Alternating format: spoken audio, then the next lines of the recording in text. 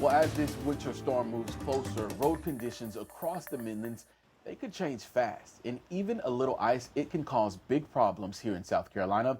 State troopers are urging drivers to slow down, stay home if possible, and be prepared if they have to head out. Joining me now is Master Trooper William Bennett with the South Carolina Highway Patrol with what drivers need to know before the first freezing rain starts to fall. Well, thank you so much for joining me right now. Well, thank y'all for having me. So we want to talk about, first off, safety as it comes to these ice road-like conditions. First of mind, if the conditions aren't safe for you guys, you can't get out there on the roads to rescue anyone, correct? That's right. Yeah, we're all kind of watching the weather. We're not exactly sure what's going to happen. But I think the best advice we can give is to hope for the best, prepare for the worst, So try to get what you need done before Saturday, before tomorrow, tomorrow night, make sure you got some food at the house, some water, if you need some gas to keep heat, propane, kerosene, whatever it might be. That way, come Saturday evening, you can be home. We don't really need people out on the road if it's not absolutely necessary, especially if we get a lot of ice on the roadways. We know that's going to be a problem. So just prepare, have a plan, make sure you're ready to be home Saturday evening through Sunday, maybe into Monday morning, so you don't have to leave the house and get out on the road and, maybe put yourself at risk or other people at risk unnecessarily. Absolutely. And Trooper, when do we typically in the Midlands, do we see the ice start to get on the road before or when that icy rain comes? Is it overnight? Is it the next morning? Or usually it's going to be when those temps get below freezing, and usually that's going to be overnight. Our really biggest area of concerns are going to be our bridges, our overpasses, our secondary roads, our rural roads, less traveled roads. But really, black ice can appear anywhere. Our partners at DOT, they're out there now treating these roads, trying to get them, in the best shape possible for whatever this storm may bring. But just keep in mind, it could be anywhere, So if you do need to get out for whatever reason, just use a little more caution than you normally would, slow down a good bit. You may need to even be going below what the posted speed limit is based on the conditions that are present. Of course, keeping both hands on the steering wheel is very important. Limit our distractions, put that cell phone down. Of course, wear our seat belts to help protect us if we do unfortunately get in a collision. And just be mindful, that black ice can be anywhere. You need to be careful. Absolutely. And anytime we get severe weather, whether it's, storms, ice, snow, us here on TV, we urge everyone, stay home. You guys, we echo what you guys say, to stay home. But what are some mistakes that you see drivers do every single time when we get conditions like we're expected to get on Saturday? Yeah, well, a lot of times it gets back going too fast, not slowing down enough. Like I said, just because the posted speed limit says 55, that might not be as safe for you to travel on that road. So keep that in mind. You may need to be going actually below the speed limit at a safe speed. Not keeping both hands on the wheel, not being in full control of your vehicle. If you do encounter black ice, a lot of common mistakes people make are first instinct is to slam on brakes. That's not a good idea. That's going to cause you to lose control completely. So if you do encounter some black ice, you feel like you're losing control of your vehicle, just let off that throttle. Don't slam on brakes. If you do feel that you're starting to spin, counter steer. Steer the direction you want to go, and hopefully you can get that vehicle back in control and get going in the right direction. And why is it so hard for folks to spot black ice? Well, it's called black ice because it's invisible. You really don't see it till it's almost too late. So you just have to be mindful. If you're driving, again, I mentioned bridges, overpasses. If you're approaching those, definitely go ahead and slow down a good bit as you go over a bridge and overpass because it may be there and you just don't see it.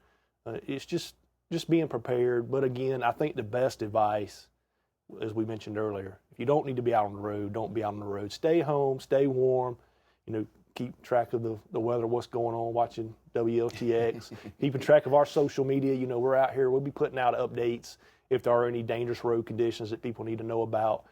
If you are out, if you get stranded, always dial star HP. We'll try to send somebody out to you, maybe help change a flat tire if you got one, or if you need a warm seat to sit in, or someone can come help you, or if we need to take you to a spot that's warm, so someone can come pick you up, whatever the case may be. We're here to try to make sure that everybody's being as safe as possible out there. Absolutely, and that was going to be one thing that I brought up was, outside of 911, because I'm sure, with the predictions that we're getting, they're going to be a lot of calls to 911. So give that number one more time for it's folks. star HP from mobile, any mobile device. It's the not emergency number. Like I said, if you find yourself stranded on the side of the road, you need some assistance. Always dial that number instead of dialing 911.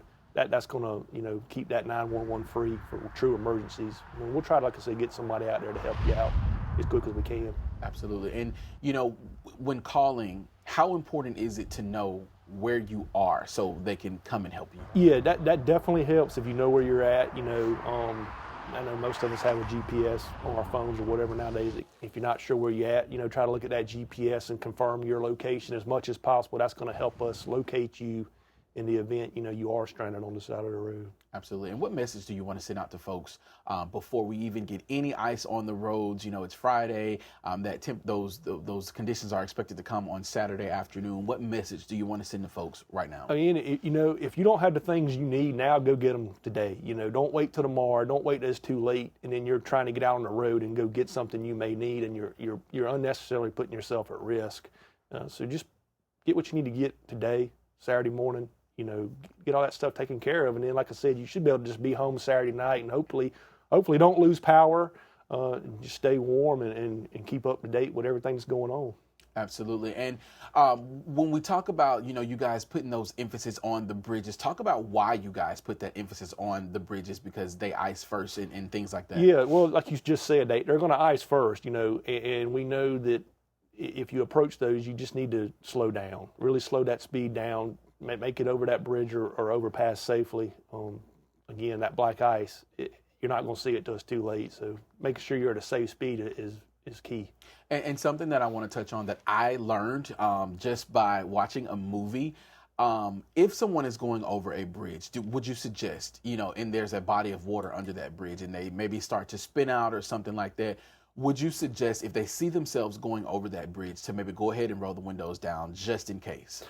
I mean, that's probably not a bad idea, to be, hopefully, there's something that's going to keep you on the bridge to keep you from running into that situation. Again, though, if you're going a safer speed and slowing down a good bit, hopefully that wouldn't be an issue that you would run into. And would you suggest having maybe like a window breaker inside of the car? Yeah, a lot of people do carry them, and a lot of people don't realize this, but your headrest on the back of your car, you can detach it, and that's why it has the points on the end, so you can, bust a window out if you needed to.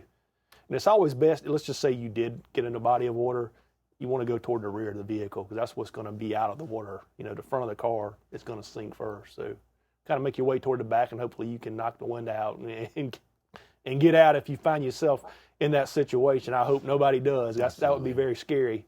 Absolutely. Especially with it being cold. Absolutely. It's scary and cold, so we definitely want to avoid that. But thank you so much for joining us here, Master Trooper. We really appreciate it. And for folks out there, if you're watching, definitely want to be prepared. Go out and get everything that you need. If you need to have a safety kit inside of your car, you definitely want to have that. So, of course, we're going to place this story on our website, WLTX.com, so you can get all the information that you need.